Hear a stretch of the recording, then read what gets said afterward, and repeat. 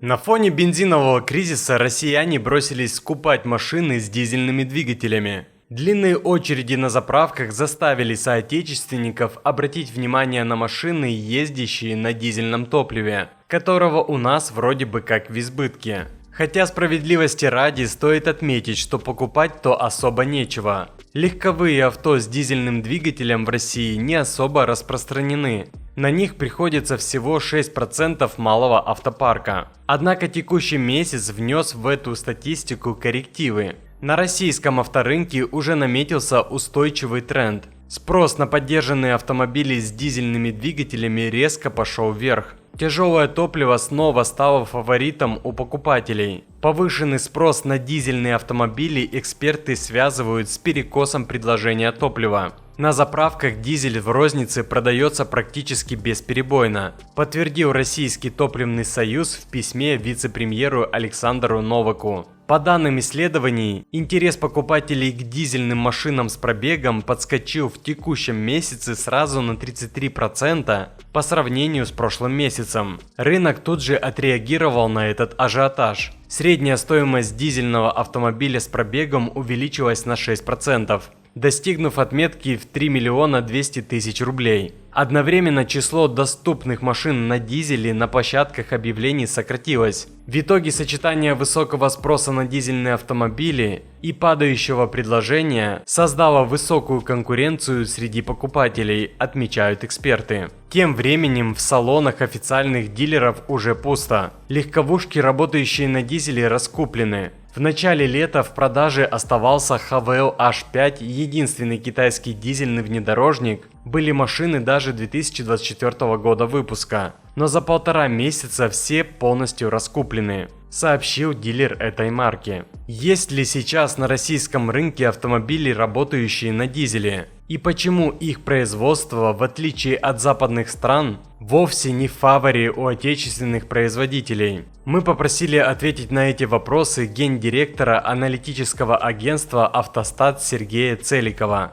Отечественных легковых машин, рассчитанных на дизель, сейчас фактически нет. Вообще, если анализировать парк свежих автомобилей до 5 лет, то на долю дизельных машин приходится лишь 2,5%. Это связано с тем, что подавляющее число китайских автомобилей имеют бензиновый или гибридный двигатель. Доля дизеля у китайских брендов едва превышает 1%, а именно они в первую очередь пополняют свежий российский автопарк. Самая высокая доля дизеля в российском парке у британских 64%, шведских 33% и немецких брендов 20%. Парк японцев на 7,5% состоит из дизельных машин, корейцев на 7%, а французов на 6%. Среди автомобилей американских марок на дизель приходится чуть менее 3% российского автопарка. В российском легковом автопроме дизель никогда не был в почете. В итоге доля дизеля в парке российских марок самая низкая – всего 0,3%,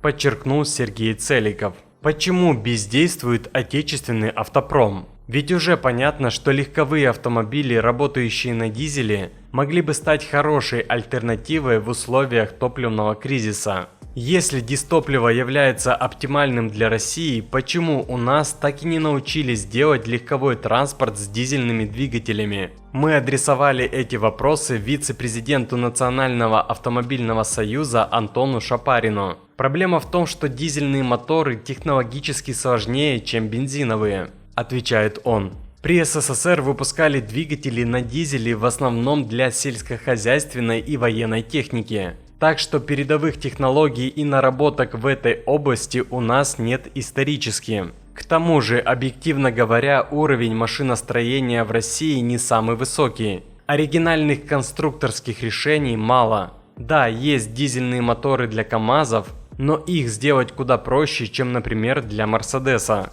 Это вершина технологического мастерства. Но и тут есть узкие места. Одно время в США пытались конкурировать с продукцией концерна Volkswagen и начали так называемый Дизельгейт. Немецкий автомобильный концерн в США обвинили в том, что там маскируют реальный объем вредных выбросов в атмосферу. Такая проблема действительно существует. Так что дизельный мотор – это вершина европейского моторостроения. А были ли в России попытки создать двигатели для легковых автомобилей, работающих на дизеле? Такие двигатели на отечественном УАЗ-Патриоте. Но больших скоростей он, к сожалению, не дает, поэтому особой популярностью не пользовался никогда. Разве что в сельской местности. Для сравнения, на легковом BMW установили 4 турбокомпрессора, чтобы он набирал скорость до 120 км в час. У нас примечательно к отечественному автопарку попыток создать что-то подобное не было. Сейчас, по данным дилеров, особый спрос на китайские автомобили Haval, работающие на дизеле. У Китая в этой области действительно прогрессивные технологии. Да, у Китая есть легковые авто на дизеле, но я не могу назвать их высокоэффективными, говорит Шапарин. Они сложнее в обслуживании, для них, например, требуется больше масла. И в целом они обходятся дороже. Хотя для тех, кто в России хочет перейти на легковушки с дизелем, другой альтернативы сейчас и в ближайшем будущем, вероятно, нет. Кто лидирует в мире по производству легковых автомобилей на дизельном топливе?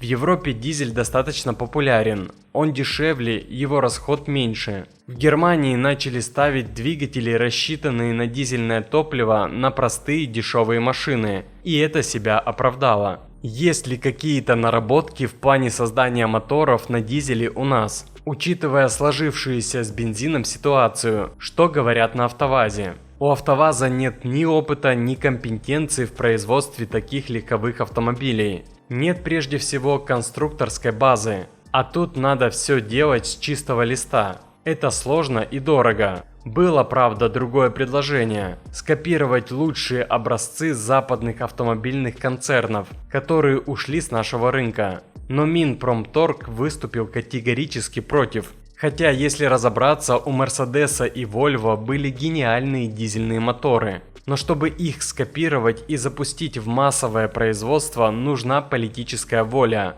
На сегодня ее нет. И это не совсем понятно, потому что такие авто начали бы пользоваться бешеным спросом на российском рынке в нынешних условиях. Выходит, пока вся надежда на китайские дизельные легковушки? Шапарин отвечает, что Haval производит очень малое, буквально микроскопическое количество дизельных легковых автомобилей. В основном там делают дизельные двигатели для грузовиков, так что это не выход. На отечественном авторынке в ближайшее время собственные легковые машины, рассчитанные на дизель, тоже не появятся. Так что большинству придется, видимо, как и раньше, стоять в очередях на бензозаправках или устанавливать газобаллонное оборудование. Если видео было полезным, ставьте лайк, пишите в комментариях, что по-вашему лучше: стоять в очередях, ставить ГБО или покупать машину на дизеле. Подписывайтесь, чтобы не пропустить разбор того, что будет происходить дальше. Удачи!